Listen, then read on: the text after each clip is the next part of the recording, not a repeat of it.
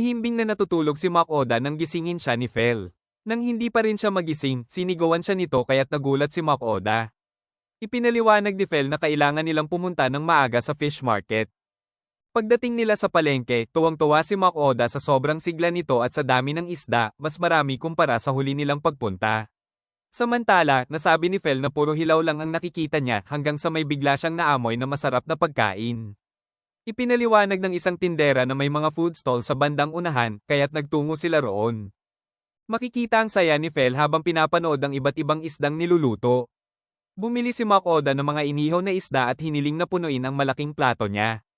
Agad siyang nakilala ng tindero bilang ang pumatay sa Kraken, kaya binigyan siya ng malaking discount bilang pasasalamat. Masaya nilang kinain ang mga binili bago magdesisyong tumikim pa ng iba pang pagkain. Sa susunod na tindahan, inalok sila ng giant rock clam soup at ipinakita ang napakalaking itsura nito, kaya bumili si Makoda. Napansin din niya ang oysters at nabanggit na masarap sana itong kainin ng hilaw na may lemon, ngunit binalaan siya ng tindera na delikado ito dahil sa fishworms. Dahil dito, napagtanto ni Makoda na hindi rin siya pwedeng kumain ng sashimi. Nagpatuloy ang pamimili niya ng iba't ibang isda at ang nakakatawa, mas marami pa ang ibinigay ng mga tindero kaysa sa mismong binili niya. Pag-uwi nila, ikinwento ni Makoda na agad nakatulog ang tatlo matapos kumain ng almusal. Habang nagkakape, pinag-iisipan niya kung ano ang ihahanda nilang pagkain para sa araw na iyon hanggang sa maisip niya ang isang kakaibang lutuin. Pinabaga niya muna ang uling nang lumabas si Fel at magtanong ng barbecue. Agad namang tumanggi si Makoda at sinabing may iba siyang plano. Hiniwa niya ang repolyo at bumili ng mga sangkap sa kanyang online grocery. Nang magtanong si Sui, ipinaliwanag ni Makoda na bumili siya ng seasoned flour at kneaded flour na gawa sa mananipis na noodles. Pinagsama-sama niya ang mga ito sa isang malaking bowl, hinalo, at dinagdagan ng hiniwang repolyo. Pagkatapos, isinama niya ang mga seafood na binili nila sa palengke bilang perpektong umami ingredients. Ikinalat niya ang timpla sa lutuan na may mantika at hinubog ito na parang pancake. Sa gilid naman ay niluto niya ang noodles, nilagyan ng kaunting tubig, at nang maluto ay inilagay sa ibabaw. Sinama rin niya ang kraken at shrimp sa niluluto. Nang maging golden brown na ang ilalim, maingat niya itong binaliktad, saka nilagyan ng sauce, mayonnaise, seaweed, at bonito flakes. Tinawag niya ang natapos na ulam na kraken and vermilion egg okonomiyaki. Nang matikman ito ni Sui, sinabi niyang fluffy at crispy ito, habang si Dol naman ay natuwa sa lasa ng shrimp at pinuri ang sauce ni Makoda. Si Phil naman ay mukhang nainis dahil wala pa ang kanyang pagkain. Ipinaliwanag ni Makoda na piniprito pa niya ang oyster at itlog para kay Phil. Habang nagluluto, pinuri ni Dol ang cool na pag-flip ni Makoda at sinabing gusto niya itong subukan, pati na rin si Sui. Pumayag si Makoda at tinuruan ang dalawa, ngunit nang sila na ang gumawa, sobrang taas ng lipad ng pagkain at nasira ito sa pagbagsak. Hindi may pinta ang reaksyon ni Phil, pero sinabi ni Makoda na ayos lang iyon dahil madali naman itong ayusin. Nang matapos ang pagkain ni Fel, agad niya itong kinain at sinabing balanse ang umami ng oyster at mga dahon sa loob at humingi pa ng second serving. Sinubukan din ni Makoda na lagyan ito ng giant rock clams dahil tiyak na mas lalo pa itong sisarap. At doon nagpatuloy ang kanilang masayang food trip sa buong maghapon. Habang pinupunasan ni Makoda ang mga plato, nagpaalam ang tatlo at sinabing maghahunt muna sila bilang exercise matapos ang dami ng kanilang kinain. Bago sila umalis, iniabot ni Makoda ang magic bag kay Fel. Pagkaalis nila, dumating naman si Marks. Inabot niya ang isang mensahe mula kay Lambert na naglalaman ng pasasalamat dahil sa mga sabon at shampoo na ibinenta ni Makoda. Ayon dito, sobrang patok ang mga produkto sa kanilang lugar kaya mabilis na nauubos ang stock at umaasa silang makakapagbenta muli si Makoda sa kanila. Binanggit din na malapit nang matapos ang ipinagawa niyang cape. Nai-imagine ni Makoda ang itsura niya habang suot ang cape at hindi na niya maitago ang excitement na makuha ito. Napansin naman niya ang pagbuntong hininga ni Marks at agad tinanong kung may problema dahil halatang may dinadala ito. Ngunit hindi nagawang magsalita ni Marks at nagpaalam na lamang. Pagkaalis ni Marks, napaisip si Makoda kung baka may isa na namang kraken ang muling lumitaw sa karagatan. Habang tumatakbo sila Fel, may biglang dumaan na isang napakalaking anino sa ibabaw nila. Nang tumingala sila, isang dambuhalang dragon ang lumipad sa itaas, dahilan upang mapahinto silang lahat at sabay-sabay na mapasigaw, yun. Pag-uwi nila Fel, napansin agad nilang tila malungkot si Makoda.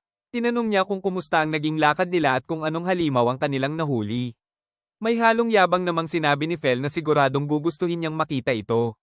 Laking gulat ni Mach Oda nang ipakita nila ang isang napakalaking dragon, kaya agad niyang tinanong kung bakit nila ito dinala. Ipinaliwanag ni Phil na isa itong Red Dragon.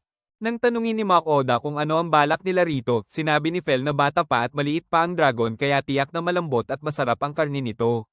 Excited din sina Sui at Dole na matikman ang dragon. Ipinaliwanag ni Mach Oda na kung i-process nila ito, iisa lang ang kayang gumawa noon, ang tao sa Dolan, dahil nangangailangan ito ng espesyal na kagamitan at skills. Pansamantala niyang inilagay ang dragon sa item box. Habang naghihintay, bumili si Mach Oda ng ilang bagay sa kanyang online grocery. Naglabas siya ng ice crusher at nagpatulong kay Sui.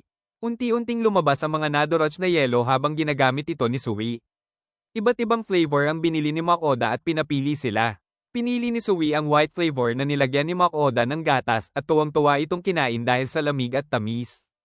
Pinili naman ni Dole ang blue na Blue Hawaii flavor. Agad niya itong kinain ngunit napahawak sa noo dahil sa sakit. Nagulat si Mach Oda nang mapagtantong kahit isang pixie dragon ay nakakaranas din pala ng brain freeze. Si Phil naman ay pumili ng strawberry flavor dahil paborito niya rin ang strawberry cake. Tinintikman niya muna ito at natuwa pero nang kainin niya agad ng mabilis ay napasigaw din siya sa sakit. Inasar pa siya ni Mach Oda, sinabing mas malakas pa ang shaved ice kaysa sa Red Dragon dahil nagawa nitong saktan si Phil. Pagpasok ni Mach Oda, agad niyang napansin na tila problemado ang mga tao, baka sa kanilang mga mukha ang malalalim na iniisip. Kaya tinanong niya si Marks kung ano ang nangyayari.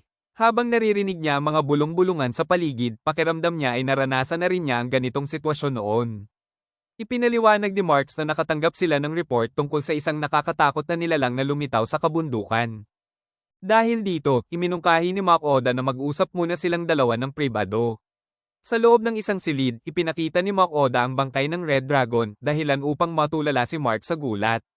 Nauutal nitong nasabi na kakailanganin sana nila ang tulong ni Mach Oda, ngunit mukhang nasolusyonan na ang problema. Dahil dito, sinabi ni Marks na hindi ba't dapat ay makonsider na si Mach Oda bilang isang S-rank adventurer. Agad itong tinutulan ni Mach Oda, ngunit mariing iginiit ni Marks na dahil sa kakayahan ng kanyang familiars na patumbahin ang ganitong kalalaking halimaw ng ganoon kadali, karapat-dapat siyang maitaas sa S-rank. Sinubukan pa ni Mach Oda na makiusap na huwag muna itong ipaalam sa publiko, ngunit sinigawan lamang siya ni Marks at sinabing ang ganitong impormasyon ay napakahalaga at kailangang malaman ng lahat. Dagdag pa niya, tungkulin ito ng sino mang kabilang sa Adventurers Guild. Pagkauwi ni Mach Oda, agad siyang lumuhad at humingi ng paumanhin sa mga goddess dahil sa paghihintay, sabay sabing handa na siyang makinig sa kanilang mga requests.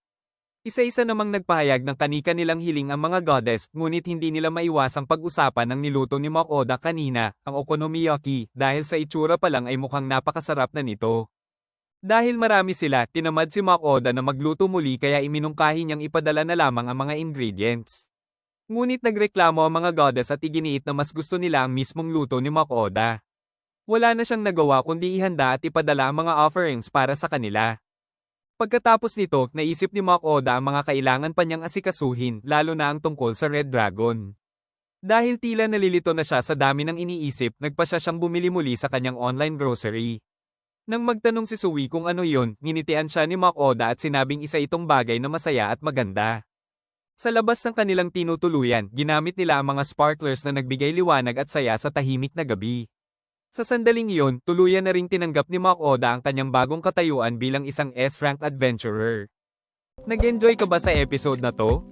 Kung oo, palike naman ng video at huwag kalimutang mag-subscribe sa aming channel. Malaking tulong yun para sa amin bilang small content creators. Maraming salamat po, arigatou gozaimasu.